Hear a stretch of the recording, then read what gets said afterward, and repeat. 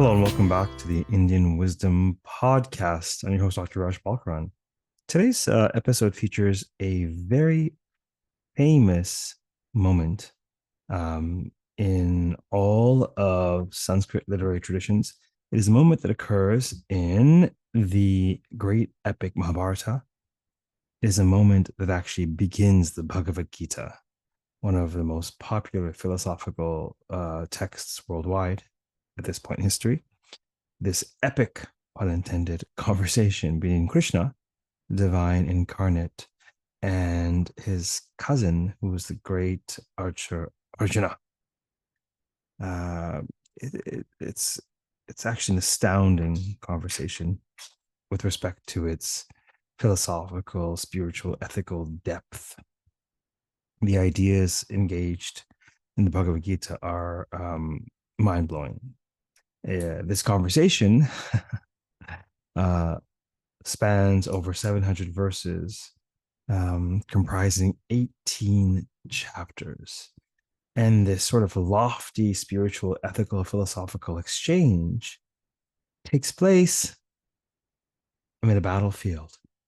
The very, very beginning of the Bhagavad Gītā is such that Arjuna asks his charioteer and cousin, his beloved cousin and friend, Kṛṣṇa, who happens to be God in flesh, he doesn't know that yet, to drive his chariot between the two armies so he can survey the scene, so to speak, between his faction, the Pandavas, the sons of Pandu, and the Kauravas, the other faction. It's a cataclysmic war about to unfold. Gory and gruesome. It makes Game of Thrones look tame, actually. What do people do before Netflix? Think, people. What did the great works of literature?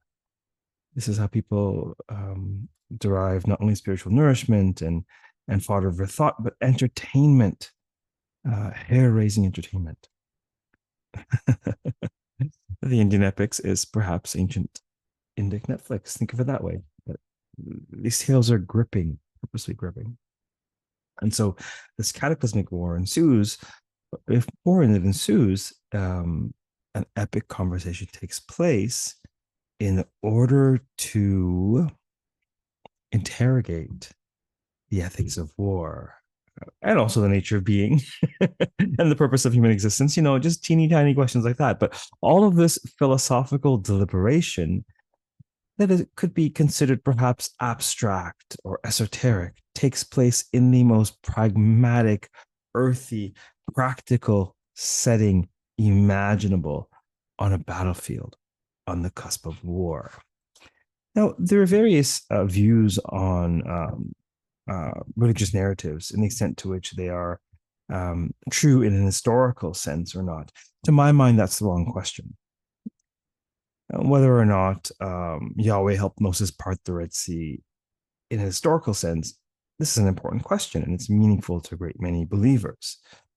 To my mind, irrespective, what I would say to the cynic or the skeptic or even the scholar of tradition is, irrespective of the historical veracity of that mythic moment,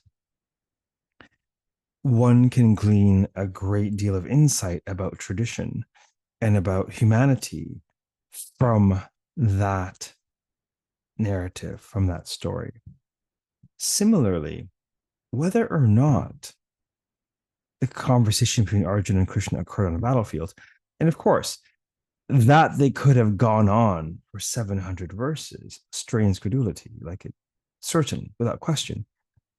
But to my mind, the question of whether or not this occurred historically is the wrong question, or at least a question that's important, but it's ancillary and secondary to the primary work, the primary objective, the primary purpose of such exalted works of literature, which is to exalt human consciousness, to raise our gaze from the mundane, literally from the bloody enterprise of war and factions and politics, to something greater, something grander, to the nature of being, the beginnings of existence, the meaning of life.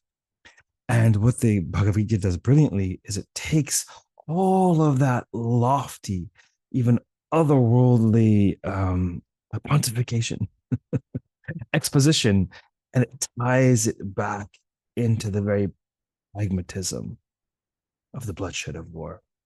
It's profound, actually. It's a profound, profound enterprise.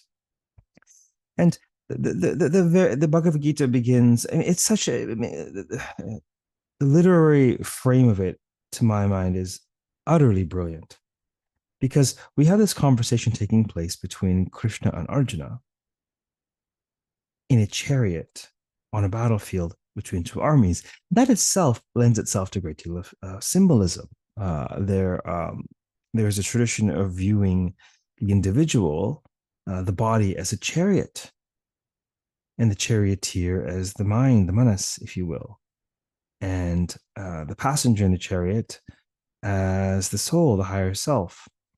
And the charioteer has to control these 5 horses. What could those be? Yes, you guessed it. These are the senses. And the extent to which the senses are brought under control, are reined in, unintended, is the extent to which you can go where you want to go in life. Else, pushed and pulled, drawn and quartered by the horses you are. And so there exists this profound metaphor of selfhood, of the human complex in Indic tradition that, to my mind, clearly the Bhagavad Gītā is leveraging. But in addition to that, what do we have? The story between the narrative, the conversation, the samvada, the conversation between Kṛṣṇa and Arjuna is actually being narrated by Sanjaya. So Sanjay is actually the bard or charioteer of Dhritarashtra, who's currently the king. Now, Dhritarashtra is blind. He can't see.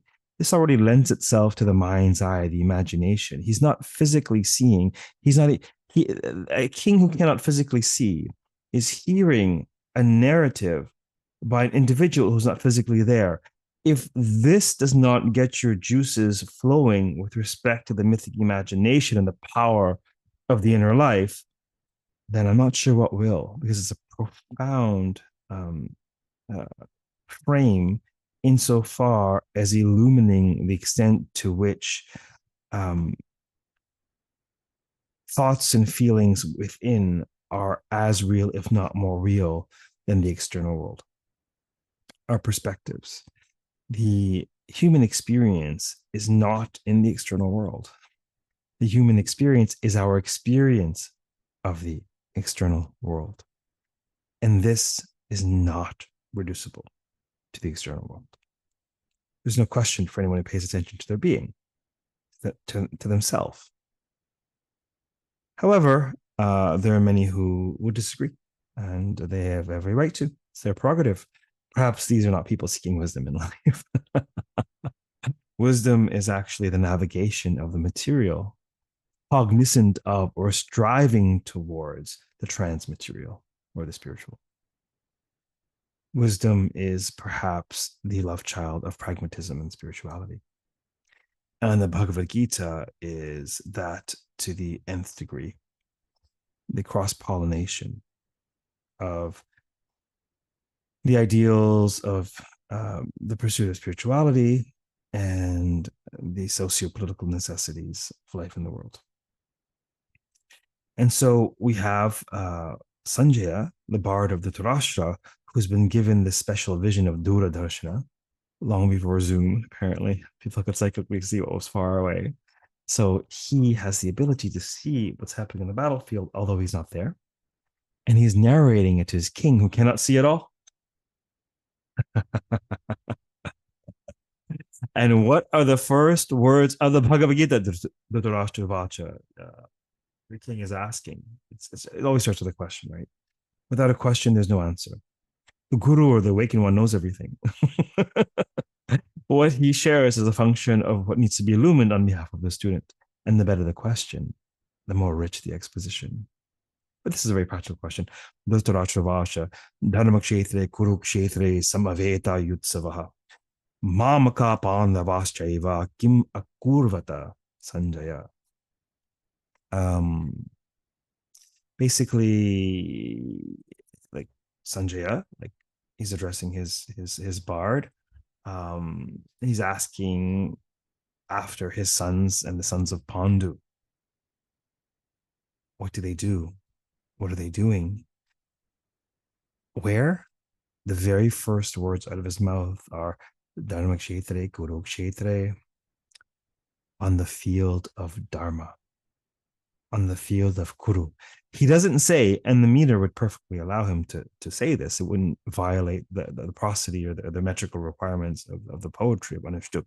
He could easily have said Kurukshetre, Dharmakshetre. But no, no, no, no, no.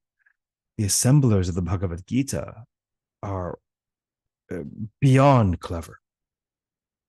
They purposefully commence this monumental work with the word dharma, order, purpose, virtue, righteousness.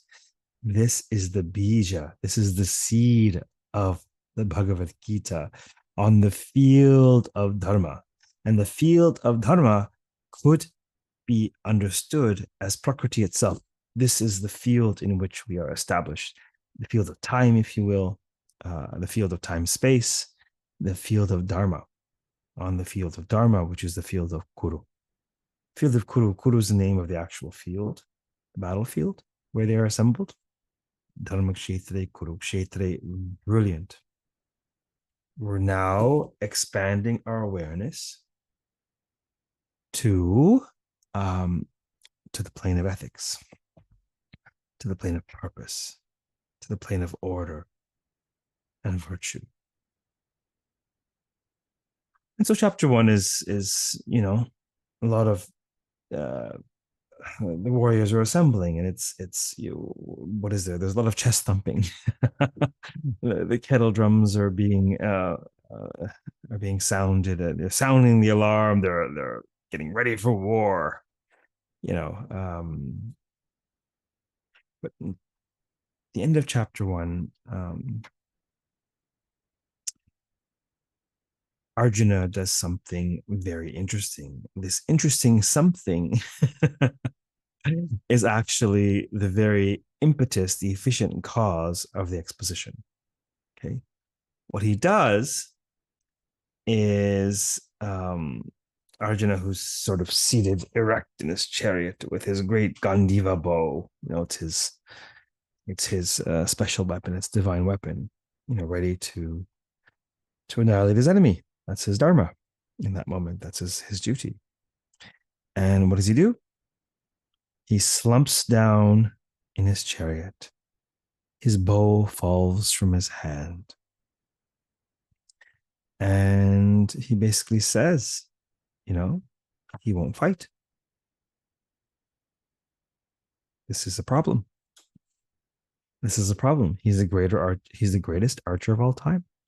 He was trained by Dronacharya, one of the military masters of their age.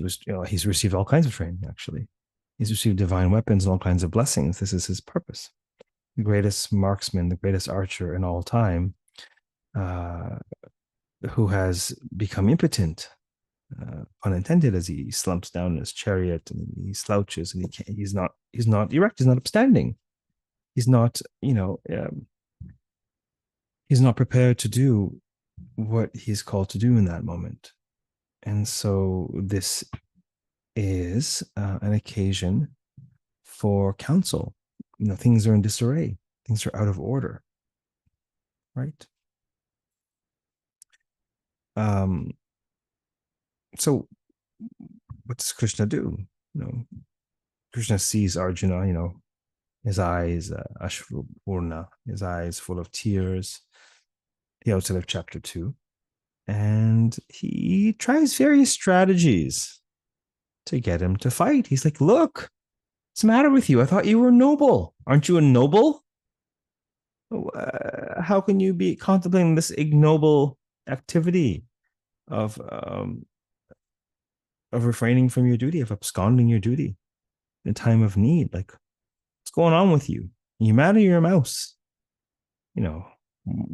Such impotence isn't befitting of you, noble Arjuna. So he appeals to his manliness. He appeals to the lowest hanging fruit of his sort of identity as a warrior and a noble.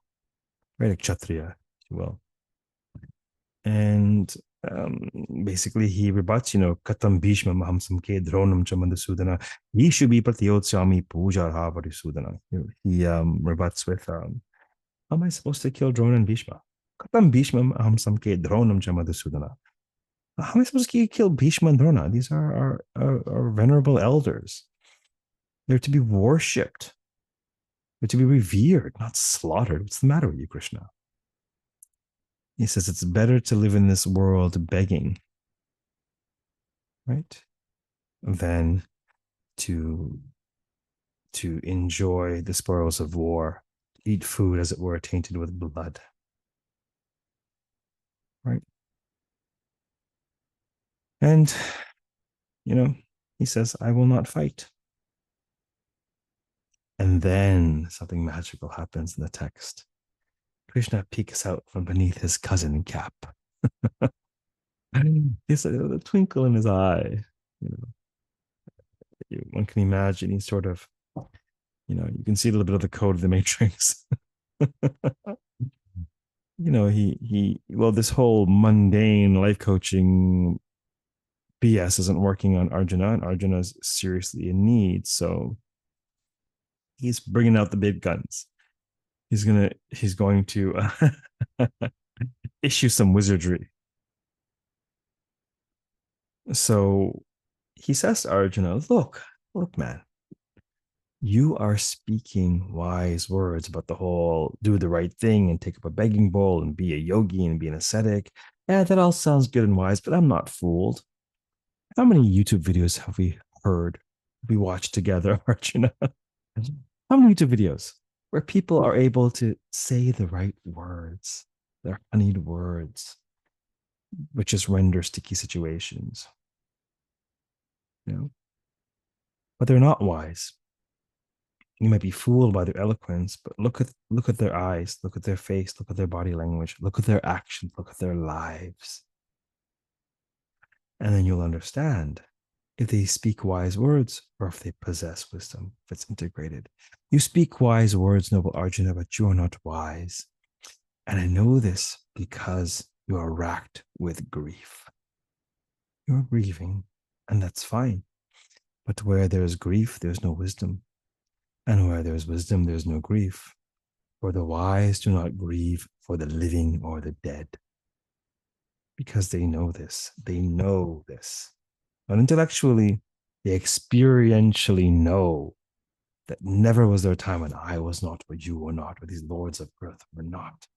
And never will there come a time when we cease to be. The wise know this. Just a little hit, a little hit of inebriating wisdom. Because for him to expound on advanced Indic philosophy, he needs to set the stage. And this is the stage of samsara. There is no Indic philosophy, at least at this point in time, at least from classical Hinduism onwards.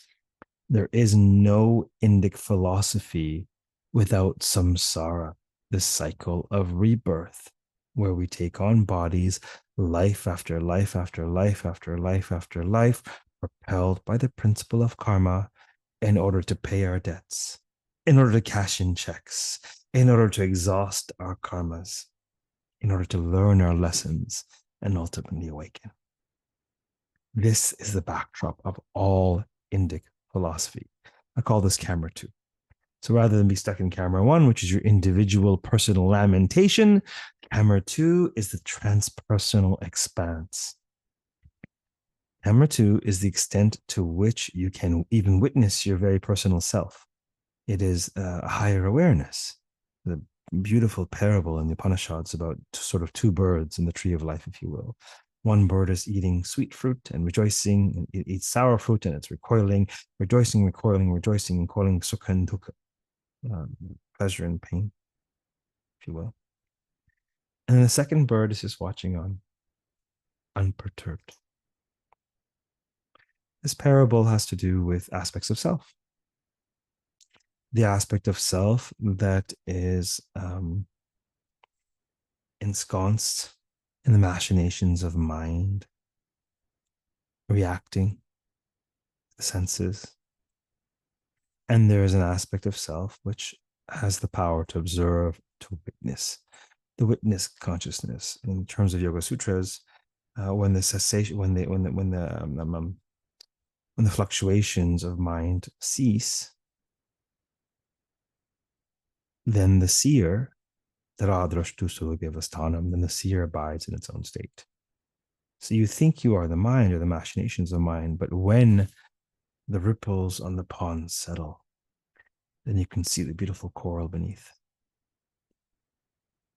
So it's camera 1 and camera 2, and Kṛṣṇa needs to orient Arjuna to camera 2, because this is the stage, the samsaric stage against which all Indic philosophy must operate. It is the very ecosystem.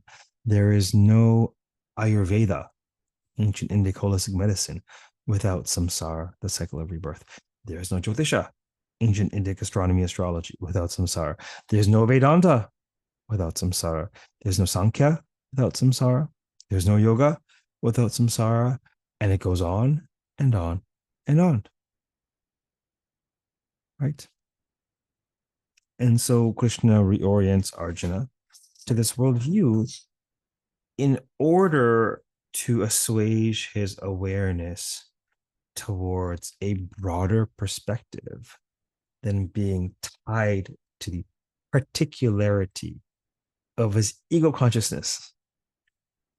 Camera 1 emphasizes and focuses on the particular, its particle consciousness. Camera 2 is wave consciousness. And a beautiful metaphor exists in measuring light. Under certain conditions, it operates as a particle. Under certain conditions, it operates as a wave. Similarly, the human experience can be said to operate on both the personal and transpersonal level. Certainly, we are discrete individuals. If someone else commits a crime, we certainly don't want to go to jail. And yet there's an element of the human experience where we feel the pain of others, even sense the thoughts of others, depending on how evolved our awareness is. There's an element in which we are part of something much greater than the demarcations of our flesh selves. So what happens? So Krishna advances philosophy, and Arjuna pushes back at every turn. And he has question after question after question. And in their epic conversation, he is able to learn a great deal about the nature of existence, about human enterprise, about social duty, etc., etc., etc. And eventually, what happens is that he's empowered. He's empowered to get back up in his chariot, to stand up straight, to reclaim his Gandiva bow, and to aim for whatever he's aiming for in life. This is a really powerful metaphor, an extraordinarily powerful metaphor in terms of meeting our mark, meeting our aim. Yes, we need the wisdom of ascetic ideology or transcendence or spirituality. So we're in the world, not of the world. We're not caught up in the machinations of men, unintended. Having said that, we have duties to perform. The world needs to be churned, right? We all have a part to play. Yes. So I'll perhaps read a little bit from the stories behind the poses. This was actually for a little vignette called Arjuna's Aim for Archer Pose, or Dhanurasana, bow pose, if you will. It's probably a better translation. Here we go. The exchange between Kṛṣṇa and Arjuna is a powerful metaphor for the battle between good and evil within one's psyche. It also offers us a way to engage the world without becoming overly enmeshed in it. Krishna's counsel to Arjuna is to embrace the ascetic ideologies of ancient India without eschewing the world and falling prey to escapism. We have a duty to the world as well as one towards enlightenment or our spiritual quest, our spiritual seeking. Right? Both duties are to be carried out in tandem, engaging the world while remaining unattached to it, cultivating compassion, but also wisdom. In this great battle of life, we all need to stand tall. Your gaze should find the horizon. I think it's fascinating, profound that human beings are the only members of the animal kingdom, of the incredibly vast animal kingdom, who have the power to stand up straight fully. And also, because of the power to stand up straight, they are the only species whose gaze naturally meet the horizon. I find both of these profound. So your gaze should find the horizon. The horizon is where heaven meets earth. And is it not the case that human beings are part celestial and part terrestrial, that we're part animals and perhaps part divine? The line between heaven and earth, the horizon, is the horizon of human experience. On the one hand, we have the ethereal, the celestial counsel of Kṛṣṇa. On the other hand, we have the application of that celestial counsel on the terrestrial realm in the bloody enterprise of war, as earthy can be. But we need to sally forth and do our duty because others depend on it. The world depends on it. Everyone has a part to play. Right? The gloss about Arjuna's aim is as follows. Arjuna's arrow represents his power to aim and meet his target. To meet our own goals, we also require a combination of vision, action, and strength. The flight of the arrow is dependent not only upon the archer's aim, but also upon the constitution of the bow. Without adequate tension in the string, the arrow will not fly. With too much, the bow might break. Tension, release, tension, release, tension, release. In life, we must strive for a similar balance. Being wound tightly enough, we can generate the vitality we need to move through the world. A bit of stress is a good thing. It propels you. Too much stress cripples you. Where's the sweet spot? That's for you to find out, isn't it? Okay. So we need to have some stress. We can generate the vitality we need to move through the world, but not be so tightly wound that we snap, we break, we burn out. In this pose, the Nurasana, the same principles apply. Know the limits of your body and engage and apply tension accordingly. Feel into this posture and become attuned to yourself. Balancing tension and strength is the foundation of good aim. So there you are, a little vignette from the stories behind the poses to contextualize and illumine the process and the purpose of the Nurasana. More importantly, irrespective of whether you do asanas,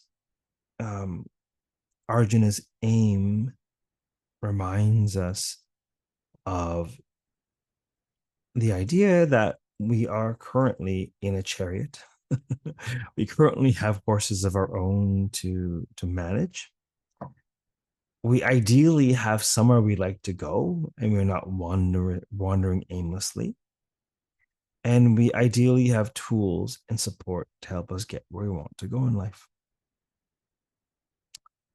And some of those tools are along the lines of the spiritual wisdom we find in the Bhagavad Gītā, perhaps in podcasts such as this, perhaps in counsel from great friends, etc., etc., etc. So I wish you well in meeting your aims, but remind you that you first need to aim before you can meet your aim. You need to establish what you're aiming for in life.